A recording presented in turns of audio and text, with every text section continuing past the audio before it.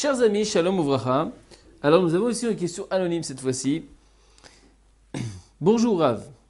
Pensez-vous qu'après des années de mariage, l'amour existe-t-il? Alors c'est vrai que c'est une très très bonne question. À savoir vraiment, c'est une question que beaucoup de personnes se posent. D'accord, beaucoup de couples après des années de mariage se posent la question. D'accord, quand ils sentent qu'il y a un manque d'amour, de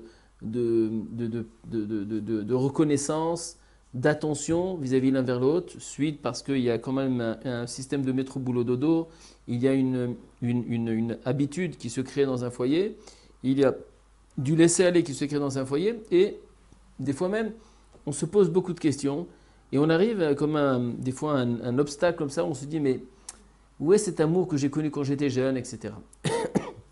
Alors pour essayer de répondre à cette question et vous donner quand même une certaine conduite, comment on fait pour préserver cet amour, il faut savoir une chose, Rabotai, qu'il n'y a rien d'acquis dans un couple. Il faut être capable d'entretenir, d'accord, cet amour que nous avons ensemble.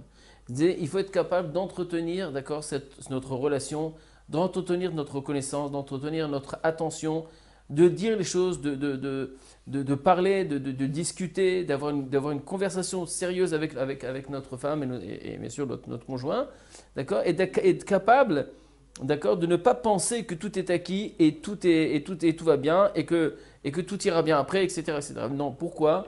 Parce que il faut savoir que avec le temps, tout s'il n'y a pas de retrouvailles de temps en temps, s'il n'y a pas c'est-à-dire d'entretien, d'accord, comme dans chaque chose, chaque chose, on a besoin d'entretenir. La voiture, si tu veux qu'elle continue à marcher, tu as besoin d'entretenir, tu as besoin d'amener au garage, tu as besoin de faire une révision de chaque chose. Dans un bilan, dans un business, tu as besoin de faire un bilan chaque année, de voir où est-ce que tu vas, qu'est-ce qui se passe, comment on fait pour continuer. Et c'est valable pour le couple. Il ne faut pas croire, c'est vrai que la routine de nos enfants, et la routine de la scolarité, de beaucoup de choses, de travail, etc., nous laisse pas le temps de s'arrêter, de faire un break et dire stop, attends, viens on réfléchit, où est-ce qu'on va comme ça? Est-ce que c'est bien? Est-ce que c'est pas bien? Est-ce que mon conjoint est heureux? Est-ce qu'il est content de moi? Est-ce que j'arrive à fournir le manque, le besoin de mon conjoint, que ce soit la femme ou l'homme, des deux côtés? Est-ce que j'arrive à apporter de l'amour? Je n'arrive pas à apporter de l'amour. Et tout ça, rabotage, ce sont des points existentiels dans un couple qui ont besoin de se remettre en question de temps en temps et d'être mis sur table. On va savoir, de faire un bilan, ok, on prend 2, 3, 4 jours, allez hop, on va dans le nord, on va je sais pas dans le sud, je sais pas, on se prend un moment donné, un moment, et on essaye de voir ensemble comment ça va, qu'est-ce qui se passe, est-ce que tu te sens bien, est-ce que tout va bien, etc. On a besoin de tout ça.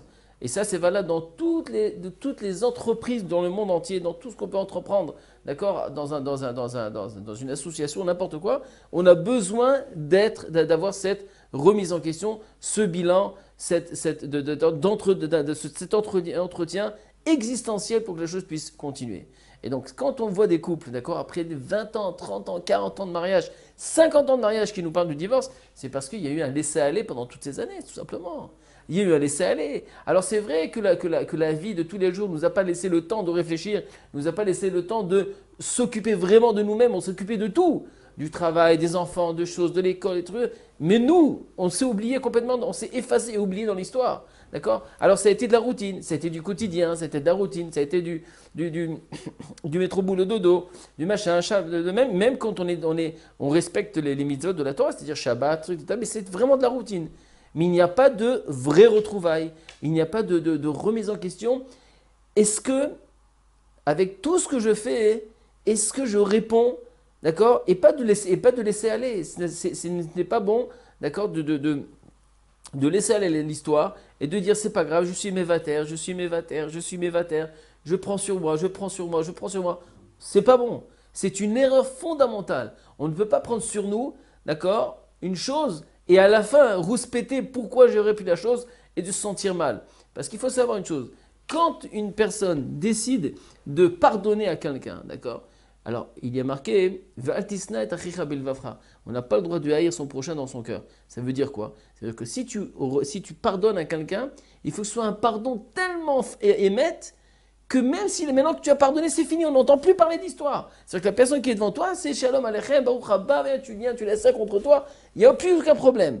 Et même quand tu prends sur toi, prendre sur, ça veut dire quoi? Ça veut dire j'accepte la situation telle qu'elle est, mais de l'accepter vraiment, et pas se sentir obligé de l'accepter, et de faire semblant de l'accepter, qu'il ou je prends sur moi mais tu n'as rien pris sur toi, tu t'es enfoncé avec ça. Et avec le temps, qu'est-ce qui se passe? Encore, et après ça explose. Après il y a le balagan, et on n'aime plus, et les trucs, et machin, et les divorces, et les trucs, c'est le balagan total. Et tout le monde souffre. Le mari souffre, la femme souffre, les enfants souffrent, les amis, la famille, tout le monde tout autour souffre. Pourquoi? Avec ces erreurs-là. Donc ce qu'il faut très important pour préserver cet amour, pour ne pas arriver à un stade où qu'on dit où est passé l'amour après des années et se sentir un petit peu comme une certaine... c'est-à-dire de vivre comme ça, tout simplement parce qu'on a honte de divorcer ou on a honte de trucs et puis on se sent très très malheureux en vérité et tout ça et que la petite chose, petite mèche peut tout faire sauter et faire en sorte que ça y est, on passe au divorce. Rabotaï, je vous conseille d'entretenir votre couple et de ne jamais laisser passer les choses, d'accord? D'être un petit peu aussi avec beaucoup de tact, d'être une tolérance, avec beaucoup de tact, etc.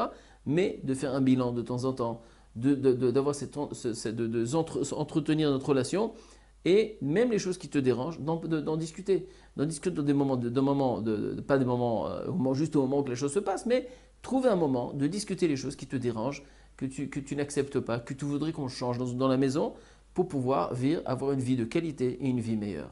Et pour préserver cet amour et faire en sorte qu'elle grandisse et pas qu'elle fane après des années de mariage commun ensemble.